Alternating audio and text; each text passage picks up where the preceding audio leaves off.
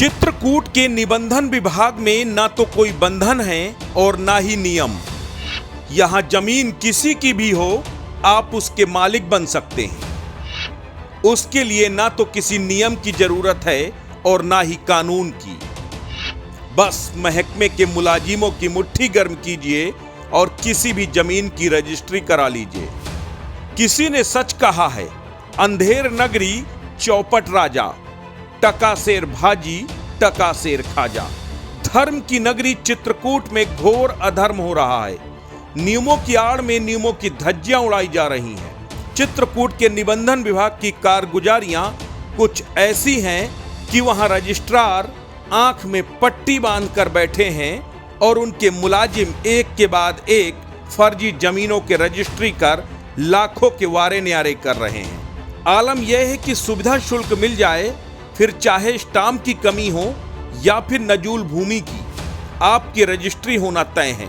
अगर यकीन न हो तो जरा ये कारगुजारी देखिए, कैसे महकमे के जिम्मेदार लोगों ने नजूल की जमीन पट्टे में मिले भूखंड को कुछ लोगों को रजिस्ट्री कर दी, वह भी बिना एनओसी के, जबकि इस पट्टे की भूमि को इन शर्तों के साथ पट्टा किया गया था कि पट्टेधारक इसमें आवासीय या व्यावसायिक उपयोग तो कर सकते हैं, लेकिन ना तो इसे किराए पर दे सकते हैं और ना ही इसे बेचा जा सकता है। अब आपको समझाते हैं कि दरअसल ये पूरा खेल क्या है।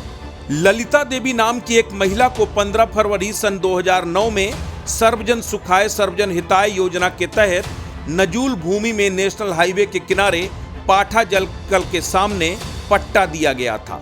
लेकिन ललिता देवी की मौत के बाद राम प्रकाश नाम के व्यक्ति ने इसे अपनी बताकर 10 लाख रुपए में बीनू वर्मा पत्नी राजीव कुमार और सौम्या सिंह पत्नी राजीव कुमार को 3 जून 2022 को रजिस्ट्री कर दी।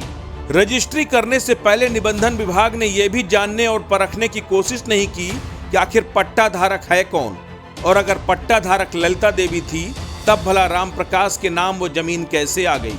निबंधन विभाग ने अपने बचाव के लिए खेल भी खेला। उन्होंने रजिस्ट्री करने का आधार नगर पालिका परिषद करबी से काटी गई एक हाउस टैक्स की रसीद को बनाया, जबकि नियमों के मुताबिक इस रजिस्ट्री को करने से पहले नगर पालिका परिषद करबी की तरफ से एक नो ऑब्जेक्शन सर्टिफिकेट भी लिया जाना चाहिए था, जिसे रजिस्ट्री विभाग ने लेना मुनासिब नहीं समझा। इस पूरे फर्जीवाड़े का जब खुलासा हुआ और मामला रजिस्ट्रार के संज्ञान में आया तो उन्होंने नियम कानूनों की दुहाई देते हुए अपनी सफाई दे डाली। उन्होंने ये तो स्वीकार किया कि नियमतः नो ऑब्जेक्शन सर्टिफिकेट लेना चाहिए, लेकिन उन्होंने खुद का बचाव करते हुए कहा हाउस टैक्स की रसीद लगाकर उन्होंने विक्रय किया है, इसलिए रजिस्ट्री कर दी गई। हम लोग इसमें वो दस्तावेज पे जो लिखा हो तो वही मानते हैं। यदि वो कहता है कि पट्टा की नहीं है तो मानते पट्टा की नहीं है। लेकिन अगर ये पट्टे की है और इसकी शिकायत, यदि ये पट्टे की है, शिकायत होती है तो खारिज हो जाएगा, ये न्यायालयी मुकदमा हो जाएगा, ये न्यायिक विवाद समस्या हो जाएगी। फिर हम लोग को अधिकार नहीं है किसी चीज़ को रजिस्ट्री रोकने का। हमारे पास कोई भी आता है रजिस्ट्री करने, उसकी टाइटल देखी जाती है। जैसे इस दस्तावेज का टाइटल देखा कि राम प्रकाश के नाम पर स्वर्गीय पिता पुत्र स्वर्गीय महेश प्रसाद हैं और गृह मकान नंबर 281/33 ये लिखा हुआ है। इसी आधार पर, इसी टाइटल के आधार पर इसकी रजिस्ट्री की गई है। इसमें बाउंड्री चारों तरफ से है और सिर्फ सामने से बाउंड्री दिखाई गई है। यदि आप कह रहे हैं कि बाउंड्री चारों तरफ से है तो इसकी स्टाम्प कमी बात दर्ज करके हम इसकी मुआयना करके, स्थल जांच करके मुआयना करके उसमें स्टाम्प पर मुकदमा दर्ज कर देंगे हम। यदि चारों तरफ यदि बाउंड्री यदि है, यदि इन्होंने एक तरफ दिखाया है, इन्होंने दिखाया है कि 6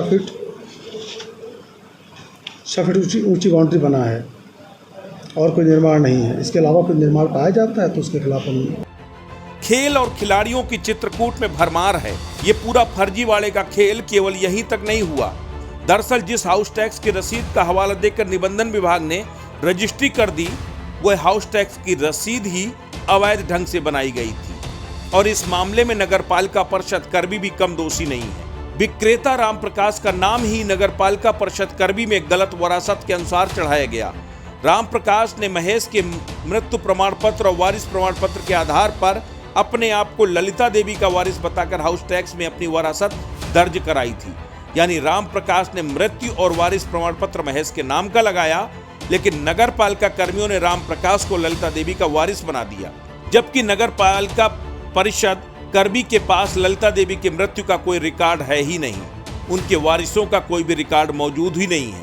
जिसकी जानकारी नगर पालिका परिषद कर्मी ने एक आरटीआई के माध्यम से दी है। अभी इस फर्जीवाड़े की कहानी खत्म नहीं हुई, अभी इस फर्जीवाड़े में एक और पेच बाकी है। इस रजिस्ट्री में एक और बड़ी चूक की गई। केवल मालिकाना हक में ही खेल नहीं हुआ, बल्कि एक और बड़ा खेल रजिस्ट्री में हुआ। पट्टे में 30 वर्ग मीटर यानी 322 वर्ग फीट ही जगह अंकित की गई, लेकिन उसकी रजिस्ट्री कराई गई 1320 वर्ग फीट, यानी पट्टे से लगभग 1000 स्क्वायर फीट ज्यादा। तो आप समझ गए ना, चित्रकूट के निबंधन विभाग में न खाता है न बही, जो निबंधन विभाग कह दे बस वही सही। चित्रकूट से अस्तित्व न्यूज यूपी के लिए ऋतिक श्रीवास्तव की रिपोर्ट।